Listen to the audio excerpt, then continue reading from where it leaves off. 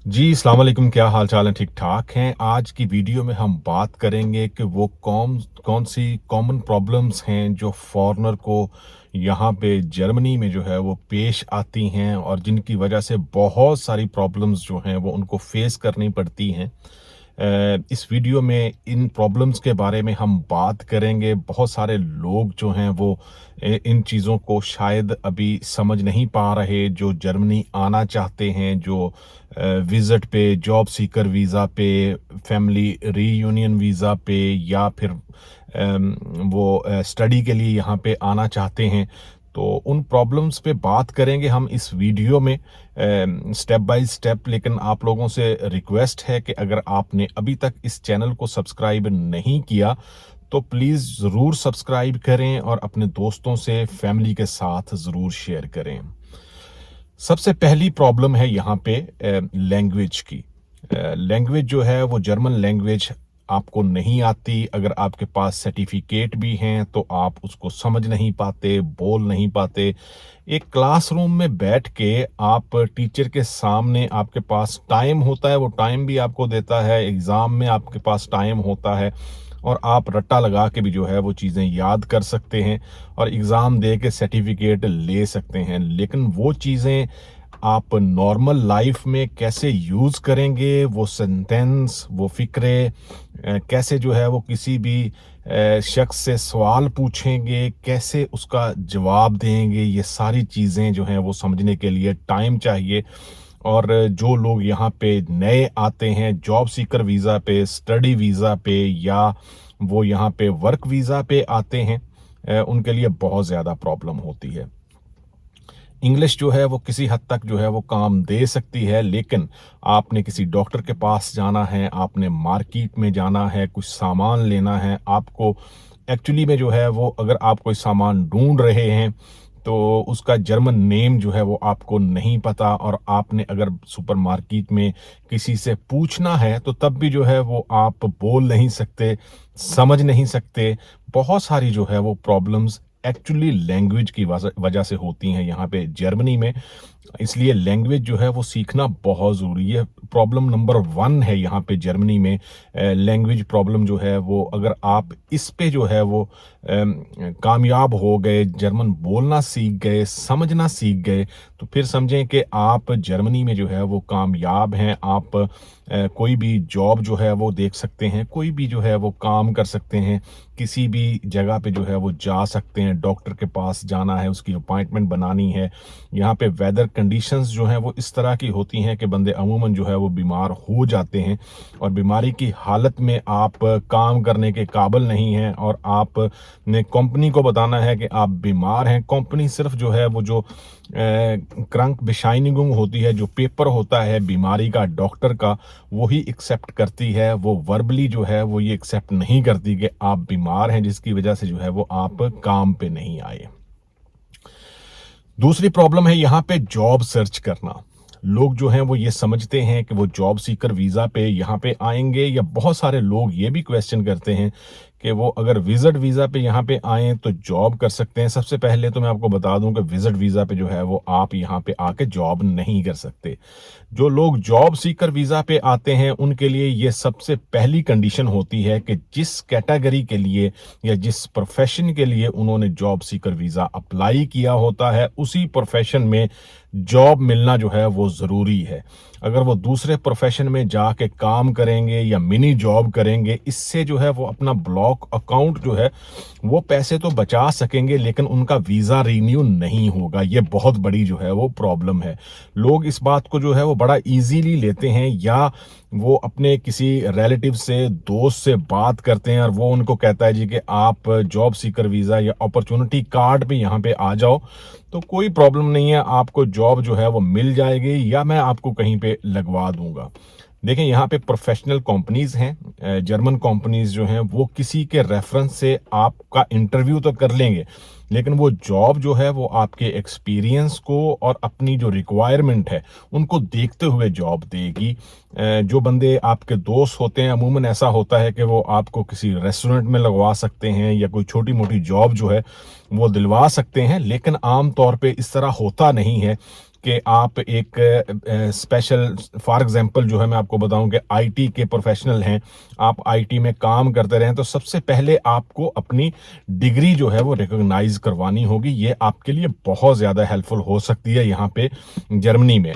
जब आपके पास उसकी रिकग्नाइजेशन जो है या सर्टिफिकेट जो है वो होगा कि आप यहाँ पे यूरोपियन लेवल के या जर्मन लेवल के जो स्टडी सिस्टम है उसमें कहाँ पे हैं, किस लेवल पे हैं, तो ये आपके लिए बहुत इजी हो जाएगा यहाँ पे जॉब सर्च करना, अप्लाई करना। लेकिन ये मैं बता दूं कि ये इतना इजी नहीं है, इसमें टाइम लगता है। और जो जॉब सीकर वीज़ा होता है या अपॉर्चुनिटी कार्ड वीज़ा होता है वो एक लिमिटेड टाइम के लिए होता है और उसमें आपको जॉब हर सूरत में मिलनी चाहिए, अदरवाइज जो है वो ओवरस्टे में आप इलीगल हो जाएंगे या आपको वापस जाना पड़ेगा। जर्मनी में जो तीसरी सबसे बड़ी जो प्रॉब्लम जो भी फॉरेनर्स यहाँ पे आते हैं उनको पेश आती है ब्यूरोक्रेसी और पेपर वर्क। यहाँ पे आप पेपर वर्क के बिना जो है वो कुछ भी नहीं कर सकते। आपको सबसे पहले जब आप लोग यहाँ पे आएंगे आपको रजिस्ट्रेशन करवानी होगी, सिटी रजिस्ट्रेशन जहाँ पे भी आप रहते हैं वहाँ पे अनमेल्डिंग करवानी होगी। उसके बाद ही आप यहाँ पे टैक्स नंबर के लिए, अपने बैंक अकाउंट के लिए और अपनी इंश्योरेंस के लिए जो है वो अप्लाई कर सकते हैं। और फिर जब आप ये सारी चीज़ें करने के बाद आपके पास जॉब भी हो तो तब आप जब ये सारी चीज़ें लेके फॉरेन ऑफिस या ऑसलैंडर अम्ट जाएंगे तो वहाँ पे आपको बहुत ज़्यादा टाइम मिलेगा। ये टाइम जो है वो महीनों पे होता है कि कब आपका वीज़ा जो है वो चेंज हो और कब आप ये फील कर सकें कि हाँ अब मैं यहाँ पे सिक्योर हूँ, मुझे यहाँ से कोई नहीं निकालेगा और मैं अब जो है वो सेफ हूँ, मैं जॉब कर सकता हूँ, मुझे सैलरी मिल रही है, मैं अपना रेंट पे कर रहा हूँ, मैं अपनी इंश्योरेंस जो है वो पे कर रहा हूँ, मैं अपनी पेंशन जो है वो पे कर रहा हूँ, तो अब मुझे कोई प्रॉब्लम नहीं है। ये टाइम आने में यहाँ पे बहुत टाइम लगता है। ब्यूरोक्रेसी बहुत पेचीदा अमल है, यहाँ पे बहुत जो है वो टाइम लेते हैं। आप किसी भी जर्मन ऑफिस में जाएंगे आपको सुना जाएगा लेकिन वो काम जो है वो अपने हिसाब से करेंगे। जो भी यहाँ पे सिस्टम है उस हिसाब से जो है वो चलते हुए आपको जो है वो सारे डॉक्यूमेंट्स मिलेंगे। अगर ये सब कुछ आपके पास है तब जाके बहुत जो है वो सब्र करना पड़ता है। आप जितने मर्जी टेलीफोन कर लें, आप जितने मर्जी ईमेल लिख लें उनको, लेकिन वो काम जो है वो अपने हिसाब से करेंगे। और ये एक बहुत पेचीदा और सब्र आजमा अमल होता है अगर आप इस स्टेप तक जो है वो पहुंच जाएं।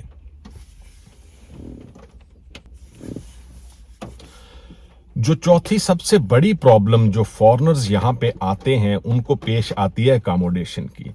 अब जो फॉर एग्जांपल जो बंदा जॉब सीकर वीज़ा पे आया है वो उसकी जॉब जो है वो बेटर किसी बड़े जो है वो सिटी में उसको मिल सकती है, वो वहाँ पे अच्छे से जो है वो सेटल हो सकता है। लेकिन सबसे पहले जो है वो आपने कोई रहाइश, अकोमोडेशन, फ्लैट, ये सारी चीज़ें जो है वो लेनी है। आपको बताऊं कि जर्मन जो है वो अगर आप जॉब नहीं कर रहे, आपके पास बैंक अकाउंट भी नहीं है, आपको फिक्स सैलरी मंथली जो है वो नहीं मिल रही, तो बहुत मुश्किल है कि कोई आपको अलहदा से कोई फ्लैट देगा या अकोमोडेशन देगी। सबसे पहले आप यहाँ पे जब आएंगे तो आप किसी भी अपने रिलेटिव दोस्त के पास जाएंगे, उससे कहेंगे कि जी मेरी यहाँ पे रजिस्ट्रेशन करवा दें या अनमेल्डिंग करवा दें। ये उस बंदे के लिए भी बहुत बड़ा इशू है। एक बंदा सेटल यहाँ पे रह रहा है, उसके वो सुबह काम पे जाता है, शाम को वापस आ जाता है और उसके बाद वो अपनी फैमिली को टाइम देता है या फिर वो अपना जो खाने पीने का है या जो भी उसने करना होता है वो करता है। उसके पास इतना टाइम नहीं होता कि वो दूसरों के साथ जो है वो इस तरह के रिलेशन रख सके कि जब भी कोई बंदा पाकिस्तान से आए इस वीज़ा पर तो उसकी सिटी रजिस्ट्रेशन जो है वो करवा सके। अकोमोडेशन यहाँ पे बहुत बड़ा इशू है। अगर आप प्लानिंग कर रहे हैं जर्मनी आने की तो प्लीज़ ये प्रोसेस जो है वो आप एटलीस्ट जो है वो 3-4 मंथ पहले जो है वो स्टार्ट करें। किसी बंदे से बात करें, आप फेसबुक ग्रुप्स में जाएं, वहाँ पे जो है वो लिखें किस सिटी में जो है वो आप जाना चाहते हैं, वहाँ पे अगर अकोमोडेशन नहीं मिल रही तो उसके नज़दीकी जो छोटे सिटी हैं, स्लीपिंग सिटीज़ जिनको कहते हैं, वहाँ पे जो है वो तलाश करने की कोशिश करें। लेकिन आपको अकेले को कोई भी फ्लैट नहीं मिलेगा यहाँ पे, और जो भी अकोमोडेशन आपको स्टार्टिंग में मिलेगी वो यही होगी कि कोई बंदा आपकी रजिस्ट्रेशन करवा दे, आपको बेड मिल जाए और आप उसके साथ रहना शुरू कर दो और यहाँ पे अपनी जॉब जो है वो स्टार्ट करनी शुरू कर दो। एटलीस्ट आपके पास जो है वो एक रहाइश होगी जिसके ज़रिए आप बाद में अपना टैक्स नंबर, अपना बैंक अकाउंट और इंश्योरेंस जो है वो कम से कम बनवा सकते हैं। ये इतना काम जो है वो हो सकता है, लेकिन ये ज़रूरी नहीं है कि जिस जगह पे भी आप आएँ उसी सिटी में या उसके नज़दीक जो है वो आपको आपकी जॉब भी मिले। ये बहुत मुश्किल होता है जॉब सर्च करना, फिर उसके लिए निकलना, फिर आप नए हैं, आपको पता नहीं है कि किस तरह जो है वो आप दूसरी सिटी में किसी कंपनी को विज़िट करने के लिए जाएँगे। ये सारी चीज़ें जो हैं वो बहुत मुश्किल होती हैं, कि लंबा जो है वो प्रोसेस है और मुश्किल तरीन प्रोसेस है उन लोगों के लिए भी जो ऑलरेडी किसी कंट्री में एक्सपीरियंस तो रखते हैं लेकिन आज तक वो बाहर किसी दूसरे कंट्री में नहीं गए। उनके लिए अकेले रहना या दूर रहना या दोबारा से जो है वो स्ट्रगल स्टार्ट करना बहुत मुश्किल होता है। पांचवा प्रॉब्लम जो आम तौर पे लोगों को पेश आता है वो है यहाँ पे रिलेशन, रेफरेंस रिलेशन। जो आप अगर आपके दोस्त होंगे या रिलेटिव होंगे, एक या दो फैमिलियां होंगी, इसके अलावा जो है वो इतने ज़्यादा दोस्त होते नहीं हैं और आपके पास इतना टाइम भी नहीं होता कि आप अपना सोशल नेटवर्क जो है वो उसको बढ़ा सकें। और जो फैमिलीज़ भी यहाँ पे रहती हैं उनकी फ़िक्स रूटीन होती है। अगर उनके बच्चे हैं तो वो स्कूल जा रहे हैं, हस्बैंड जो है वो जॉब पे जा रहा है, वाइफ भी मे बी यहाँ पे अमूमन जो है वो जॉब करती है, छोटी जॉब करती होगी।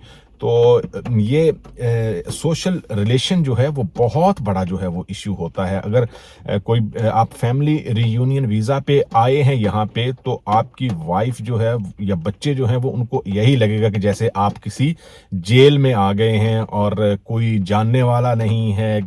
आपके नज़दीक जहाँ पे आप रहते हैं कोई पार्क होगा तो पार्क में आप कितनी बार जो है वो जा सकेंगे। सोशल रिलेशन जो है या सोशल नेटवर्क जो है वो यहाँ पे बहुत बड़ा प्रॉब्लम है, स्पेशली जो लोग बच्चों के साथ हैं या जो लोग जॉब सीकर वीज़ा पे आए हैं, इवन उनके लिए बहुत बड़ा प्रॉब्लम है कि वो अपने सिटी से बाहर, एक बंदा जो है वो डुसलडॉर्फ में आया है और उसको जॉब इंटरव्यू के लिए जाना है हम्बर्ग। अब हम्बर्ग जाना और आना बहुत बड़ा जो है वो इशू नहीं है, आप टिकट ले सकते हैं, टिकट के ज़रिए जो है वहाँ पे जा सकते हैं। लेकिन अगर वो बंदा, उसके लिए जॉब अपॉर्चुनिटी ज़्यादा जो है वो हम्बर्ग में है, तो उसके लिए वहाँ पे रहना, स्टे करना बहुत मुश्किल हो जाएगा। अगर कोई जानने वाला नहीं है तो उसको सही से कोई गाइड नहीं कर सकेगा। ये ज़रूरी नहीं है कि जो बंदा डुसलडॉर्फ में रहता है वो हम्बर्ग के बारे में भी जानता हो। इसके बाद जो प्रॉब्लम आती है वो लीगल और इमिग्रेशन इश्यूज हैं। अगर आप अपने वीज़ा के बारे में सही तरह नहीं जानते, आपको इन्फॉर्मेशन नहीं है, उसको जो है वो रीन्यू करवाने में थोड़ी सी भी देर हो गई या कोई ऐसी गलती आपने डॉक्यूमेंट्स में कर दी, तो आपके लिए बहुत बड़ा जो है वो इशू बन सकता है।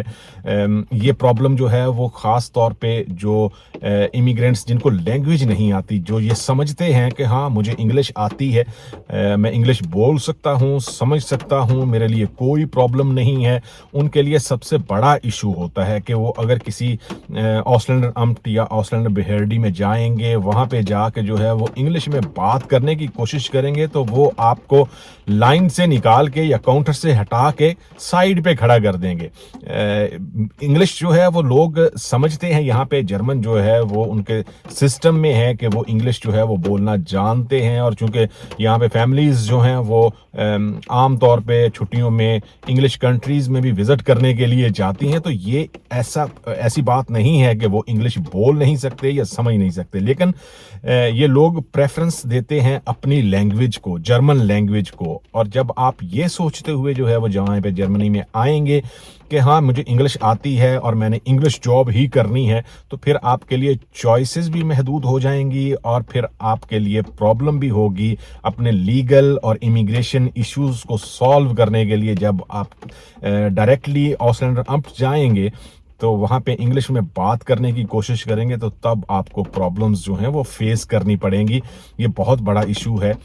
यहाँ पे लोग जो हैं वो छोटी सी गलती करके जो है वो, या एक डॉक्यूमेंट्स ऐसा डॉक्यूमेंट जिसके बारे में वो जानते नहीं हैं, जैसे जो है वो फॉर एग्जांपल मैं आपको बता रहा हूँ कि सिटी रजिस्ट्रेशन का पेपर है ना, आप वीज़ा रीन्यू करने के लिए गए हैं, आपके पास वो पेपर नहीं है, आपको पता ही नहीं है कि वो पेपर जो है वो संभाल के रखना था।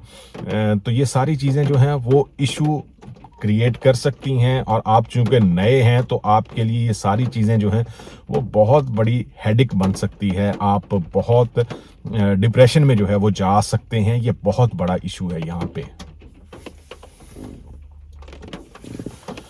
जो लास्ट पे इशू मुझे लगता है कि वो हेल्थ केयर और इंश्योरेंस का इशू है। यहाँ पे डॉक्टर की अपॉइंटमेंट लेना जो है वो बड़ा मुश्किल होता है।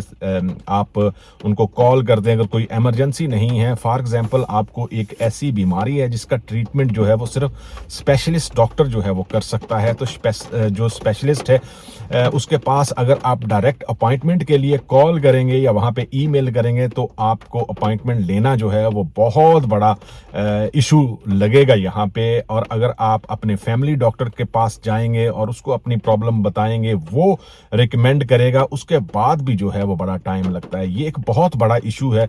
इंश्योरेंस वैसे भी यहाँ पे महंगी है। हेल्थ इंश्योरेंस आप कोई भी कंपनी की इंश्योरेंस कर लें, ये है कि यहाँ पे इंश्योरेंस जो है वो 50% जो है वो आपकी कंपनी पे करती है, 50% जो है वो आपको पे करना पड़ता है। लेकिन फिर भी जो है वो इंश्योरेंस महंगी है। लोग ये समझते हैं कि ये सारा कुछ जो है वो फ्री है।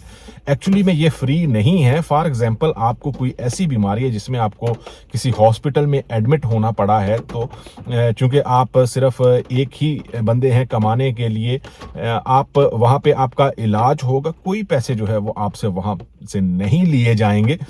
लेकिन जितना भी आप स्टे करेंगे, जो भी आपकी इंश्योरेंस कंपनी होगी, जब आप वहाँ से घर वापस आ जाएंगे, आप मेडिसिन लेके रिकवर हो के वापस घर पहुंचेंगे, तो एक वीक में आपको लेटर आ जाएगा कि जी आपकी जो इंश्योरेंस कंपनी है वो 60% या 70% जो है वो पे कर रही है, और जो रेस्ट है वो आपको पे करना होगा। बहुत महंगा इलाज होता है यहाँ पे जर्मनी में, और अपॉइंटमेंट लेना जो है वो सबसे बड़ा इशू है, बहुत बड़ा इशू है। अगर आप यहाँ पे लोगों से, फैमिलीज के साथ बात करें, अगर कोई इमरजेंसी ऑपरेट होना है तो बहुत ज़्यादा जो है वो इशू बनता है। और सम टाइम जो है वो आपको अपॉइंटमेंट मिलती है जहाँ पे आप रहते हैं, वहाँ से 200 किलोमीटर दूर जो हॉस्पिटल है वहाँ पे जो है वो आपको अपॉइंटमेंट मिलती है। वहाँ पे आना जाना और फिर वहाँ पे जो है वो रहना, अपने पेशेंट को जो है वो विजिट करना, ये बहुत बड़ा प्रॉब्लम होता है कि बंदा अगर फैमिली के साथ है यहाँ पे, वो जॉब करे, बच्चों के साथ टाइम स्पेंड करे, उनको संभाले, या फिर वो अपनी वाइफ को जो है वो विजिट करने के लिए इतनी दूर हॉस्पिटल में जाएं। ये कुछ ऐसे इश्यूज थे जिन पे मुझे लगा कि लोग अमूमन जो है वो बात नहीं करते। मैंने बताने की कोशिश की, शायद जो है वो लोग अभी इसको समझ ना पाए हों, लेकिन जो लोग यहाँ पे रहते हैं उनको ये सारे इश्यूज बहुत अच्छे से पता हैं कि ये सारी प्रॉब्लम्स जो हैं वो यहाँ पे होती हैं। उम्मीद है ये वीडियो जो है वो आपको अच्छी लगेगी। अगर अच्छी लगे तो ज़रूर इसको हाइप भी करें, दोस्तों के साथ शेयर भी करें, और चैनल को ज़रूर सब्सक्राइब करें। दुआओं में याद रखें। मिलेंगे दूसरी वीडियो में। अल्लाह हाफिज़।